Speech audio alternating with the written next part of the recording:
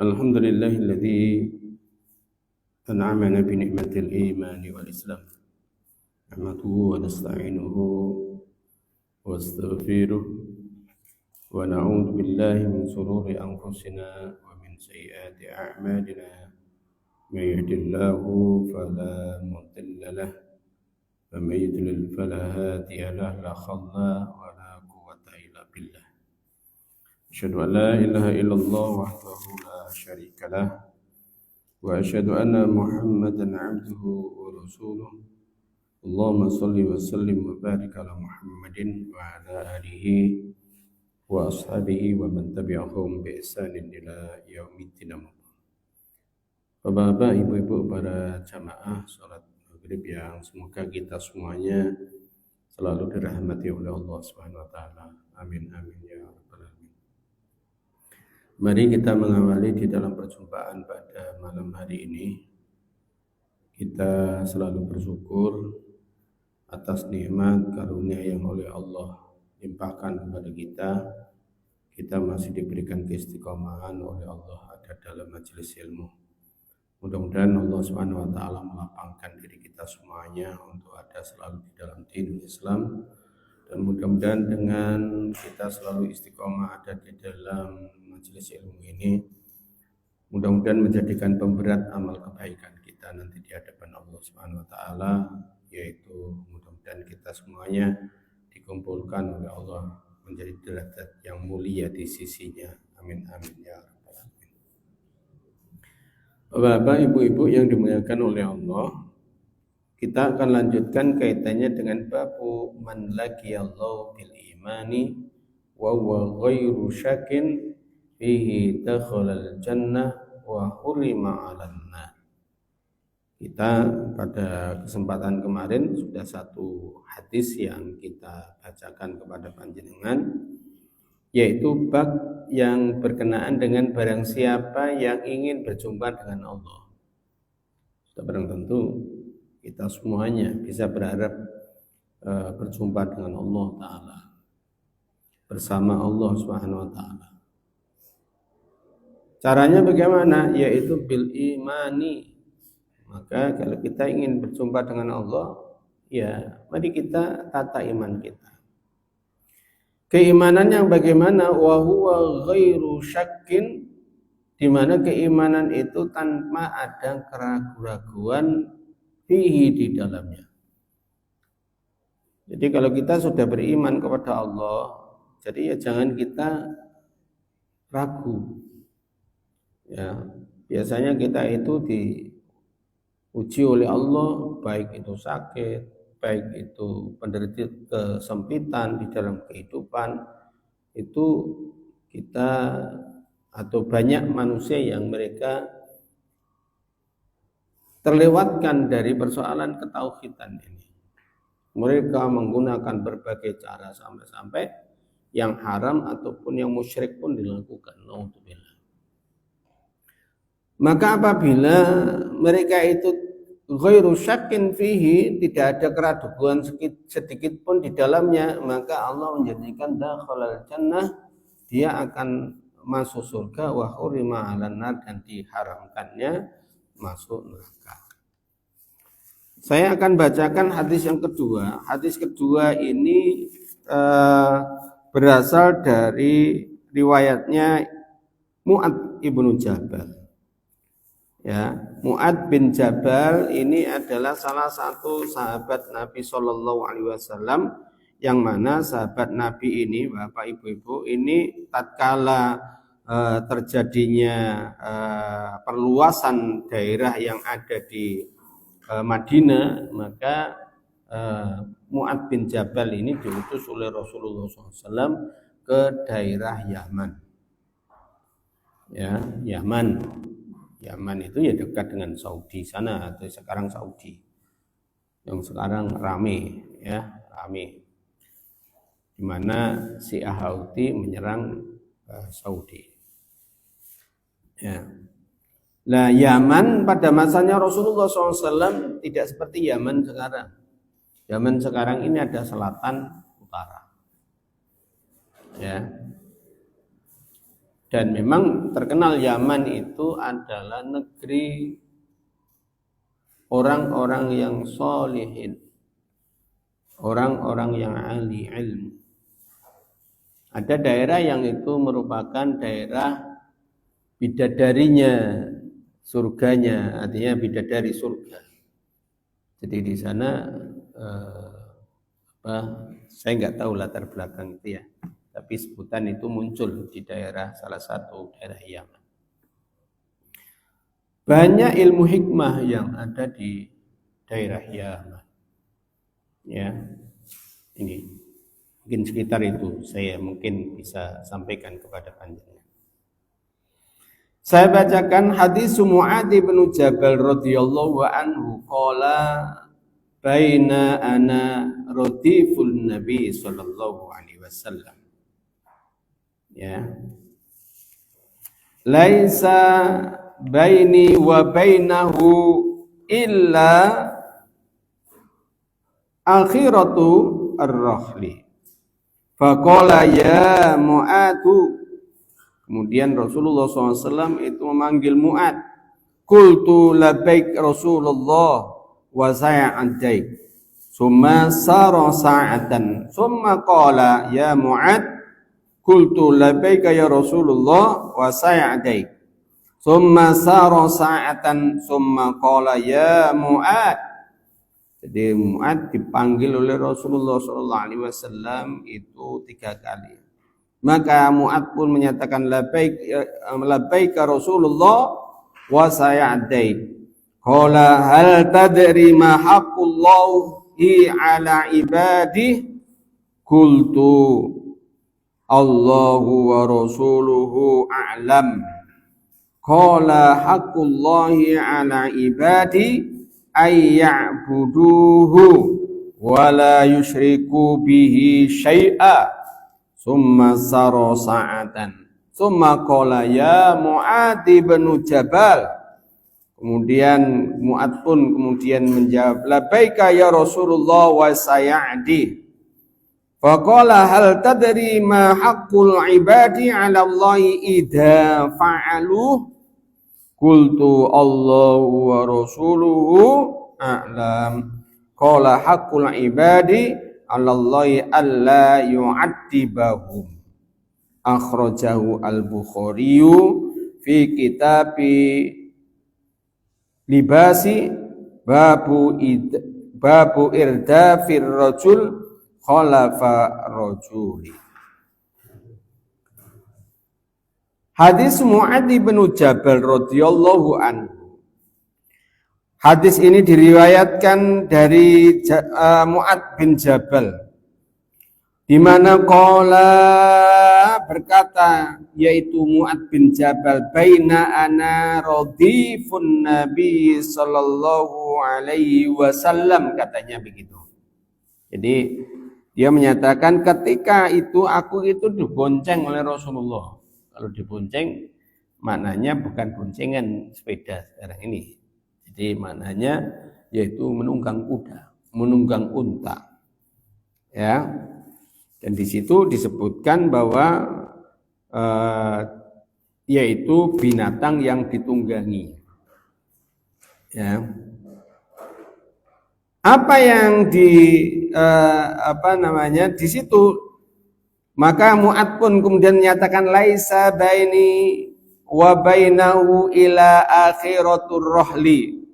Jadi Mu'adz itu menceritakan bahwa ya pada saat itu jarak kami dengan Rasulullah Sallallahu Alaihi Wasallam itu sangat dekat. Berarti apa? Ya memang nempel karena mengendarai bersama-sama. Maka di situ dilanjutkan ya. Faqala, maka Rasulullah Sallallahu Alaihi Wasallam, Nabi Sallallahu Alaihi Wasallam itu berkata kepada Mu'adz, ya Mu'adz, hai Mu'adz. Maka Mu'adz yang dipanggil oleh Rasulullah menjawab, qultu labbaika Rasulullah wa saya'daik. Maka jawabannya adalah ya wahai Rasulullah, saya, kalau bahasanya Labaik, ya. Saya menghadap ya Rasulullah. Nah, gitu ya. Atau bahasa yang ya, kalau bahasa kita orang Jawa itu kromo inggil lah. Labaika, labaik. Ya, ta'al labaik. Ya. Labaika ya Rasulullah. Saya menghadap ya Rasulullah wa sa'daik, ya, wa sa'daik dengan senang hati. Apa ya Rasulullah, ya. Kalau biasanya orang Arab itu kalau dengan senang hati labaik itu begini. Ya, wallahualam itu uraf. Ya, lebih-lebih kalau itu agak jauh itu kalau dipanggil begitu. Selanjutnya, ya, Rasulullah masih kemudian apa? Summa saro sa'atan, kemudian berjalan sesaat. Summa qala, maka kemudian Rasulullah SAW pun itu berkata lagi, ya Mu'ad, Mu'ad, maka dijawab pula oleh Mu'ad, labaika Rasulullah wa sa'daik. Saya menghadap ya Rasulullah, ya, dan dengan senang hati. Summa saro sa'atan, dan kemudian berjalan sesaat kemudian, maka Rasulullah pun kemudian menanyakan atau berkata lagi, ya Mu'ad. Jadi dipanggil, bukan karena dipanggil enggak mendengarkan, tetapi dipanggil itu karena di situ sangat perhatian betul bagaimana kemudian di antara Nabi dengan sahabiyah ini.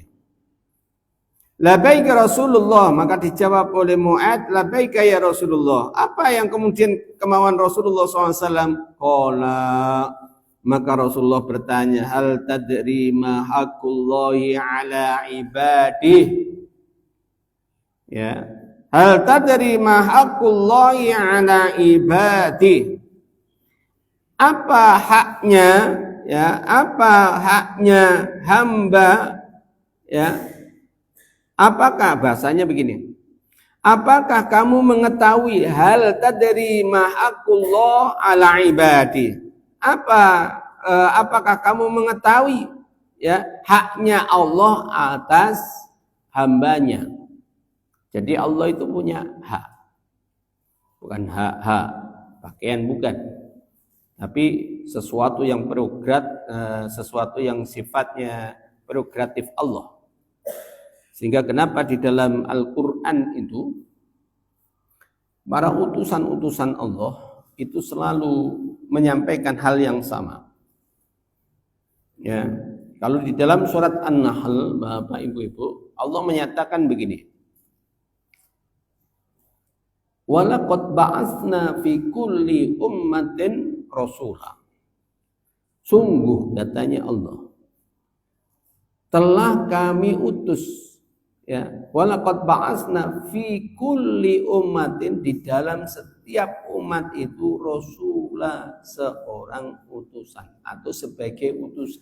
Ada seorang yang diutus oleh Allah Subhanahu wa taala.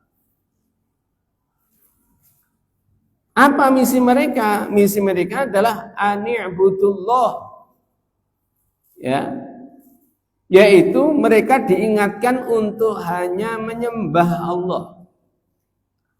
Mereka diingatkan untuk hanya tunduk kepada Allah Subhanahu wa taala. Maknanya abada ya'budu itu ada makna pertama adalah al-inqiyad, al-khudu' wa tha'ah.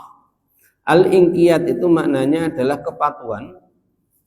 Al-khudu' itu adalah ketundukan. Kemudian al-ta'ah itu adalah ketaatan. Itu maknanya abada ya'budu. Ya, berarti tidak hanya sekedar menyembah, sholat saja tidak. Sholat merupakan salah satu aktivitas kaitannya dengan sebuah ketundukan. Kita ini mengerjakan sholat adalah sebuah ta'abudiyah kita kepada Allah di waktu-waktu yang telah ditentukan oleh Allah Azza wa Jalla. Sehingga kita enggak boleh kemudian menggunakan waktu itu dengan sembarangan. Artinya tidak boleh kemudian kita maunya sendiri. Ditanya, kamu sholat apa ini tadi? Sholat asar. Loh, masih subuh sholat asar. Nggak ada yang kemudian mengatakan sirku toh, nggak ada. Karena sifatnya tauqifiyah, artinya tauqifiyah itu sudah ditetapkan oleh Allah Subhanahu wa taala, maka kita hanya sami'na wa ata'na. Demikian pula kaitannya dengan tauqifiyahnya, kaitannya dengan persoalan haknya Allah ini. Artinya sudah ditetapkan oleh Allah Subhanahu wa taala. Sehingga yang kedua, wajatani butogut. Kenapa itu maknanya wajatani butogut?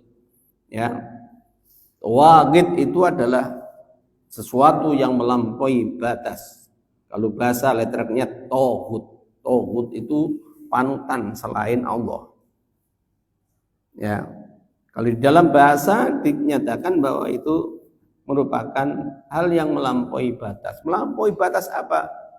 Melampaui batas haknya Allah. Sehingga kita dilarang wajtani butogut, jauhilah itu togut. Jauhilah sesuatu yang melampaui batas. Melampaui batas apa? Haknya Allah. Dan dijelaskan di dalam hadis ini. Ya, di dalam hadis ini apa haknya Allah? Maka disebutkan di situ adalah haknya Allah itu adalah, ya, karena ditanya yang seperti itu, ya, apa jawabnya Mu'ad? Inilah pentingnya bagi kita semuanya, Bapak, Ibu-ibu, ya, adab seorang yang mereka itu dengan nabinya, dengan sahabinya, artinya dengan sahabatnya, ya. Maka tatkala ditanya hal tadri ma haqqullahi ala ibadi, maka jawabnya Mu'ad itu bukan kemudian menjawab langsung dengan apa yang diketahuinya, tidak. Tetapi apa? Dia menyatakan Allahu wa rasuluhu a'lam. Karena pada masa-masa itu, ya, mungkin ada sesuatu yang baru yang diberikan oleh Rasulullah SAW. Dan selalu kemudian apa? Kalau ada pertanyaan-pertanyaan yang kemudian dia pun mungkin ragu, dia pun kemudian tidak mengetahui, maka sebutan yang mereka ucapkan dalam lisannya para sahabat itu Allahu wa rasuluhu a'lam. Nah, beda dengan manusia sekarang ini, ya, akhlaknya nggak tahu, sok tahu, ya, nggak pernah baca, sok seperti membaca, ya. Sehingga ada umat akhir zaman itu, kenapa ada hadisnya Rasulullah SAW kaitannya dengan ruwaibidah, ya, ya mungkin masa-masa sekarang ini apa yang disabdakan oleh Rasulullah SAW itu. Orang yang tidak punya kemampuan sesuatu, tapi dia berbicara tentang umum. Dia tidak memiliki kemampuan kaitannya dengan itu, tapi dia merasa dia mampu itu. Ya. Sedang sesungguhnya kehidupan ini telah ditata oleh Allah Subhanahu wa taala dan dicontohkan oleh Rasulullah SAW. Pada akhirnya apa yang terjadi? Kalau kita mengikuti kejahilian, kita mengikuti orang-orang yang tidak pada tempatnya, maka akhirnya apa yang sesungguhnya kebenaran bisa menjadi keburukan. Ya. Demikian pula sebaliknya, keburukan bisa menjadi kebaikan. Ya. Seperti hanya contohnya orang-orang yang mereka itu betul-betul ada di jalannya Allah, ya. Itu pada masa-masa dulu itu banyak orang yang menyingkiri, takut. Karena beda dengan kelayakan keumuman manusia yang ada pada saat itu. Sehingga cercaan bagaimana kemudian Rasulullah SAW membawa agama tauhid itu, ya, mungkin saya tunjukkan Bapak Ibu-ibu. Kalau persoalan duniawiyah, persoalan itu dengan manusia humanis, ya, Rasulullah SAW itu pasti nomor satu, nomor wahid. Ya, nomor wahid. Pernah panjenengan mendengar sebutan Al-Amin? Sebutan Al-Amin itu bukan bim salah bim kemudian itu istilahnya menjadikan sebutan langsung dari Rasulullah, tidak. Tetapi apa? Dari perilaku Rasulullah di dalam tatanan sosial. Ya, humanisnya, bagaimana hubungan antara manusia dengan yang lainnya bagaimana, maka Rasulullah SAW itu dikenal orang yang tidak pernah berdusta, dan faktanya memang tidak pernah kemudian itu berdusta. Dan apa yang disampaikan oleh Rasulullah adalah buah dari hikmah yang itu merupakan kebijaksanaan, dan itu tidak dimiliki oleh orang-orang pada masa itu, dan semuanya bisa merasakan ya bahwa apa yang disampaikan oleh Rasulullah adalah nyata, tidak ada sesuatu yang dibungkus, tidak ada sesuatu yang menjadikan kamuflase dan lain sebagainya. Sehingga beliaulah kemudian apa disebut Al-Amin, terutama pula kaitannya dengan perdagangan yang diemban oleh Rasulullah dari masa mudanya sampai pada akhirnya kemudian dia menikahi Khadijah Al-Kubra. Ini Bapak Ibu. Tetapi mari kemudian kita tengok tatkala Rasulullah Sallallahu Alaihi Wasallam diutus oleh Allah, ya ini sangat berbeda sekali. Ya, mungkin ada sebuah peristiwa yang pada akhirnya kemudian apa? Semuanya tertuju kepada Muhammad bin Abdullah. Apa itu? Ketika terjadi perselisihan, yaitu meletakkan Hajar Aswad, maka semua kabilah ingin kemudian merasa berwenang untuk meletakkan Hajar Aswad pada saat itu. Ya.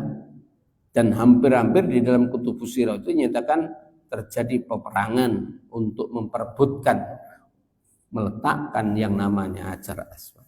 Maka muncullah ide, kenapa kita tidak selesaikan, artinya kita tidak minta bantuan kepada Muhammad, ya, maka mintalah mereka kepada Muhammad.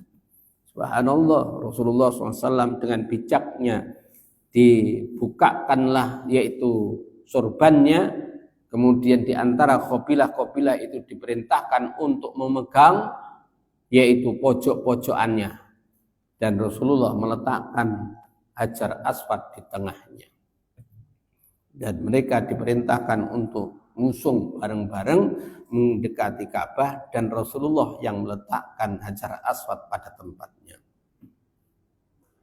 Mereka semuanya sepakat ya, tetapi sesuatu yang sangat berbeda tatkala Allah Subhanahu wa taala mengutus Rasulullah sallallahu alaihi wasallam, ya, maka suatu ketika Rasulullah SAW mengumpulkan yaitu kabilah Quraisy pada saat itu, masyarakat Quraisy pada saat itu, yaitu di Jabal Nur, di mana kemudian Rasulullah mengatakan, hai kaum Quraisy, kalau seandainya saya katakan di belakang bukit tidak ada musuh yang akan memerangi kalian, apakah kalian percaya? Maka mereka semuanya menjawab, betul Muhammad, ya saya percaya kepadamu. Tatkala kemudian Rasulullah SAW menyampaikan, pada hari ini saya sampaikan, ya, mari kita sembah Allah yang satu.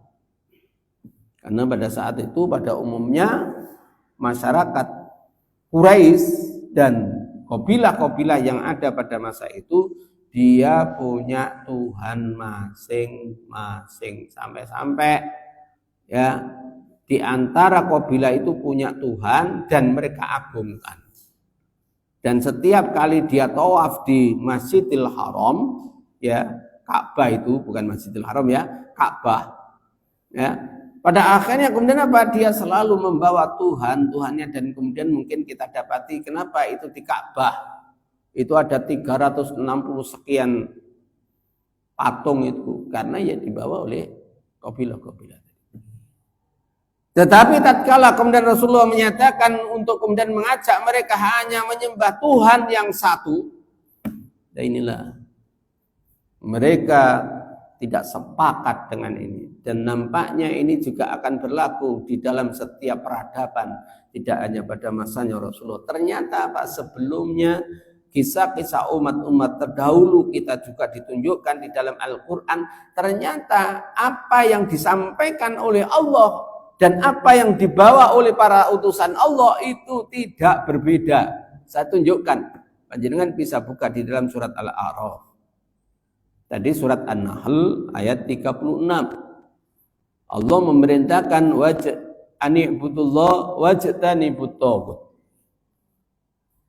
Mereka diperintahkan hanya menyembah kepada Allah Subhanahu wa taala dan menjauhi yang namanya tagut. Sesuatu yang sifatnya melampaui batas. Melampaui batas apa? Haknya Allah. Haknya Allah apa? Ditauhidkan. Ya, kalau di dalam hadis ini dinyatakan karena Mu'ad mengatakan bahwa Allahu wa rasuluhu a'lam, maka Rasulullah SAW akan menjelaskan haqqullahu ala ibadi, haknya Allah atas atas hambanya, anta'buduhu, supaya manusia, supaya hambanya ini menyembahnya, taat kepadanya. Sama dengan ini, ya. Wajtanibut taghut, ya. Di dalam ayat surat Al-A'raf itu nyatakan, ya, Allah Subhanahu wa taala mengutus kepada Nuh alaihissalam. Ya. Bagaimana perkataan Nuh kepada kaumnya? Ya qaumi ibudullah. Ya qaumi ibudullah. Pertama adalah ya qaumi ibudullah. Hai kaumku, sembahlah Allah. Kemudian yang kedua, malakum min ilahin ghairu. Malakum min ilahin ghairu. Disampaikan tidak ada penyembahan selain Allah Subhanahu wa taala. Artinya apa? Artinya ternyata sama. Ternyata Nabi Lut, Nabi Hud, ya, Nabi Musa ataupun Nabi Isa, Ibrahim, semuanya menyatakan hal yang sama. Ini Bapak Ibu-ibu. Sehingga Allah Subhanahu wa taala di dalam hadisnya Rasulullah SAW ini, Rasulullah menjelaskan haqullahi ala ibadi an ta'buduhu, haknya Allah atas hambanya ini adalah untuk mereka itu menyembahnya. Mereka siapa itu ibadi? Ini semuanya menyembah hanya kepada Allah. Yang selanjutnya wala yusyriku bihi syai'a, dan janganlah mereka, artinya manusia hambanya ini menyekutukan, ya, dengan Allah Subhanahu wa taala syai'an, dengan sesuatu pun. Kita enggak boleh itu menyekutukan Allah Subhanahu wa taala dengan apapun, enggak boleh. Ya. Begitu ya. Ya. Kemudian Saudara, ternyata apa? Ternyata itu dijelaskan kembali dengan firman Allah Subhanahu wa taala kaitannya dengan bagaimana, yaitu Luqmanul Hakim menasihati kepada anaknya. Tidak berbeda dengan apa yang disampaikan oleh para utusan-utusan Allah Subhanahu wa taala. Di dalam ayat itu dinyatakan wala tusyriku bi syai'a, dan janganlah kalian melakukan kemusyrikan dengan sesuatu pun kepada Allah Subhanahu wa taala. Artinya kita tidak boleh menyekutukan Allah, tidak boleh menganggap ada yang melindungi selain Allah Subhanahu wa taala. Jangan sampai ada orang yang mengatakan begini, oh itu kan keyakinan orang muslim, tapi kalau keyakinan yang pada masyarakat ini berbeda karena itu nenek moyang yang sudah yang sudah lalu mengatakan demikian, yang artinya mereka berbeda dengan apa yang dibawa risalah yang datangnya kepada para nabi-nabi sebelumnya dan Rasulullah SAW. Dan sekarang ini merebak, ya, mungkin dengan fenomena kaitannya dengan, ya, tradisi-tradisi adat istiadat yang mungkin kaitannya dengan ini untuk tolak balak dan lain sebagainya. Karena tolak balaknya bukan minta ampun kepada Allah. Ya. Kemarin saya ceritakan di Malang itu membawa onggok-onggok. Onggok-onggok itu buta gede, tahu ya, ono siunge. Dibuat Pak Ghazali, dibuat. Mari ngono diarak-arak. Ya. Sekarang ini diwenehi tambahan meneh pakai horeg. Apa itu horeg? Son horeg. Ya. Dan memang berapa pekan kemarin ya, mau ke Junrejo, ke Batu, ke Paprasan, iring-iringan begitu, budak wis. Ya. Ya Allah, ya. Sedemikian parahnya, iya. Memang ternyata apa? Ternyata Bapak Ibu-ibu yang dimuliakan oleh Allah, di dalam Al-Qur'an itu juga kemudian apa? Ternyata sudah diberitahukan kepada kita. Allah menyatakan gimana? Monggo panjenengan bisa di dalam surat An-Nahl itu ya. Faminhum man hadallah. Sebagian manusia dengan petunjuk yang datangnya dari para utusan tadi, mereka mendatangi. Ada yang sebagian mendatangi. Ini sunatullah. Tetapi apa? Sebagian yang lainnya, faminhum man haqqat alaihi dhalalah. Tetapi sebagian yang lain mereka tetap ada dalam kesesatan. Walaupun wis kopang kaping, walaupun dia pun mendengarkan, kemudian dia pun sering kemudian mungkin melantunkan sesuatu yang selalu dia berzikir, kan gitu. Berzikirnya apa? Kita sadar enggak kalau kemudian kita ini selalu berzikir la ilaha illallah wahdahu la syarikalah lahul mulk wa lahul ham wa huwa ala kulli syai'in qadir. Setiap kita habis sholat, kita selalu apa? Selalu zikir ini. La ilaha illallah wahdahu la syarikalah lahul mulk wa lahul ham wa huwa ala kulli syai'in qadir. Lah ini ya. Terus gimana? Ya. Kalau kondisinya begini, mari kita ini tinggalkan sesuatu yang itu dilarang oleh Allah Subhanahu wa taala. Kenapa? Karena itu merupakan syirkul akbar. Kesyirikan yang besar. Ya. Gimana dampak kesyirikan yang besar itu? Amal perbuatannya semuanya hapus. Ya. Beda dengan orang yang kemudian pencitraan, ingin ujub, ingin pamer, maka apa? Itu juga termasuk syirik asghar. Terus bagaimana? Kalau orang yang berbuat demikian ini, maka amal perbuatannya yang dia lakukan pada saat itu hilang, sia-sia. Tapi bedanya tatkala mereka melakukan syirkul akbar. Ya. Memahami bahwa selain kehidupan dunia ini, sesuatu pilar kehidupan ini ada selain Allah Subhanahu wa taala yang bisa membuat perlindungan. Itu pun juga merupakan syirik kepada Allah Subhanahu wa taala. Dan hati-hati juga kaitannya dengan mungkin contohnya yang mungkin yang kita pun tidak merasa ya. Aku lek ora disuntik oleh dokter itu enggak mari. Halo? Pernah ngono? Aku lek ora disuntik iku ora mari aku. Ya. Sakit dan kesembuhan siapa yang memberikan? Allah. Kleru ngomong lu kleru. Sehingga kalau syirik itu Bapak Ibu-ibu mungkin bahasanya begini. Tembok ini warnanya apa? Krem.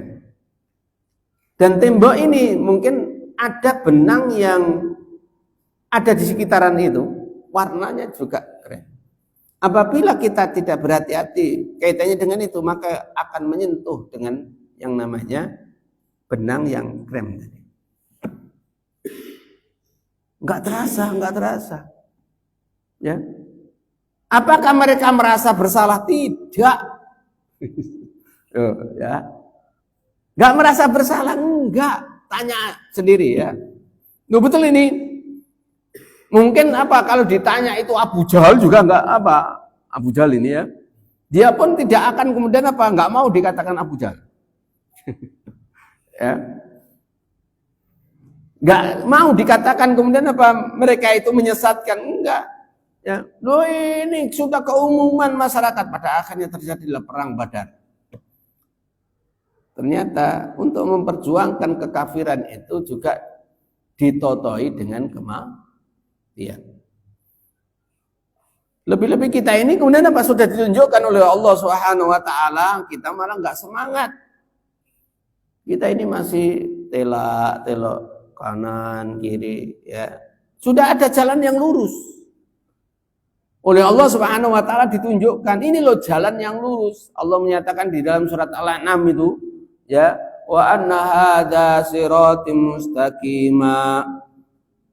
Ya, wa anna hadza, Allah menggunakan dengan apa? Dengan takkidnya, dengan innanya, ya, dengan menggunakan isim isyarah yang sangat dekat. Hadza artinya apa? Tidak ada penafsiran sedikit pun. Hadza itu ya itu loh. Ya, semisal hada, ya, kalau jauh talika, ya, mungkin masih ada dzonnya, mungkin memandangnya ini dengan tanpa kacamata karena matanya sudah rabun, ya, mungkin bisa jadi ini diletakkan di sana dia akan mengatakan, oh itu bukan makanan, ya, karena saking jauhnya. Tapi kalau kemudian sudah dekat begini, ini apa istilahnya? Ini makanan, ya, nggak akan berselisih ini, ya. Ini saudara, demikian pula Islam. Kalau sudah menggunakan isim isyarah hada itu nggak ada selisih. Hada siratim mustaqimah, inilah jalan yang lurus katanya Allah. Fattabi'uhu, maka ikutilah jalan yang lurus tadi. Maka perintahnya fattabi'uhu, maka ikutilah kalian semuanya. Kenapa di situ domirnya hu itu mufrad? Kenapa? Karena yang diikuti satu. Oh begitu Pak Ghazali. Iya, satu itu apa? Yaitu jalan yang lurus tadi. Jalan Islam. Di dalam tafsir dinyatakan siratim mustaqim, ini adalah jalan Islam. Wala tattabi'u subula, dan janganlah kalian mengikuti jalan-jalan yang lain. Ya. Artinya kita diperintahkan untuk tidak mengikuti jalan yang lain. Kenapa? Karena ternyata jalan yang satu tadi ada yang mirip-mirip dengan jalan yang banyak tadi.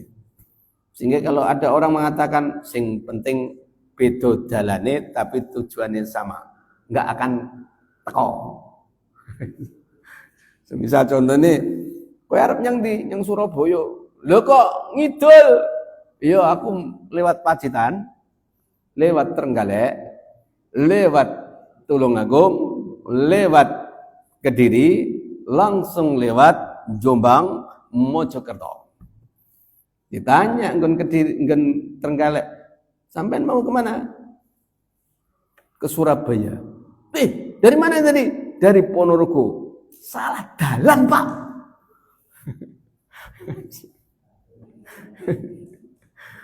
Kecuali kalau kemudian ngomongnya gini, aku nyantai, memang ingin jalan-jalan. Lain. Ya. Lain. Ya. Artinya apa? Artinya begini Bapak Ibu. Di dalam Islam itu tidak hanya sekedar kemudian seperti gambaran jalan-jalan tadi, tapi apa? Apa yang kita jalankan maka ada kaifiyahnya, ya, ada tata caranya. Bagaimana kita menjalankannya itu ada, gitu ya. Sehingga nggak perlu kita ini membuat acara dewe. Kalau bahasanya nggak perlu kita ini membuat hal yang baru lagi. Itu loh sudah pokok Islam itu loh. Al yauma akmaltu lakum dinakum wa atmamtu alaikum nikmati wa raditu lakumul Islam madina. Sudah pepek, sudah lengkap, sudah sempurna. Ini loh ya. Lah orang boro-boro ngomong Islam sudah kedaluarsa, ya, sangat bodoh, jahil, ya. Ini saudara. Saya lanjutkan, ya. Ternyata apa? Ternyata seperti itu, ya. Tatkala mereka itu ditunjukkan bahwa Rasulullah SAW diutus oleh Allah, apa yang terjadi? Hei Muhammad, maka turunlah surat Al-Lahab tadi. Ya, siapa yang menyeru, yang menentang tidak jauh dari kekerabatannya? Siapa itu? Abu Lahab.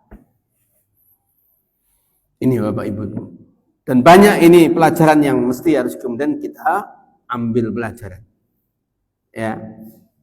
Dan ingat memang di dalam Al-Qur'an itu penentang-penentang agama itu tidak lepas dari mala'ul ladina min qaumihi. Artinya mala'ul ladina itu tokoh-tokoh yang punya pengaruh.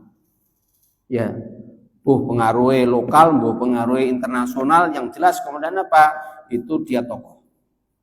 Itu di dalam Al-Qur'an.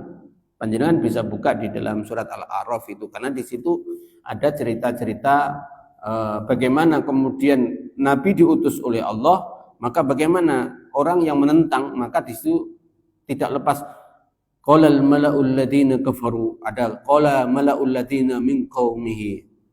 Ya, itu selalu seruannya begitu. Ya, jadi orang yang kemudian banyak menentang terhadap risalah yang diberikan oleh Allah Subhanahu wa taala, orang yang punya pengaruh di sebuah peradaban masyarakat di situ. Terus siapa yang mesti harus kita ikuti? Yaitu orang yang mengemban risalah Allah. Ini apa? Sebagaimana firman-Nya Allah tadi, "Hada siratim mustaqim fattabi'uhu wa la tattabi'us subula." Dan janganlah kalian mengikuti jalan-jalan yang lain, karena jalan yang lain sangat banyak sekali. Kenapa sangat banyak? Karena fiilnya di situ adalah isimnya di situ adalah isim yang sifatnya jamak subula, dari mufradnya sabilun. Ini ya. Saya lanjutkan ya. Ternyata apa? Ternyata apabila membawa hak hanya Allah ya, itu memang secara sunatullah Allah Subhanahu wa taala juga menunjukkan bagaimana reaksi dari umat manusia tatkala mereka itu ditunjukkan kebenaran. Ya, ada yang kemudian mereka itu mendatangi petunjuk, ada yang mereka itu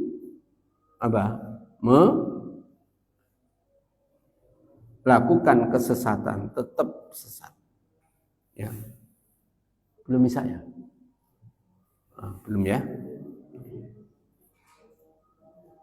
Faqala, maka kemudian bertanya lagi, tadri ma haqqu ibadi ya? 'Alallahi idza fa'aluhu.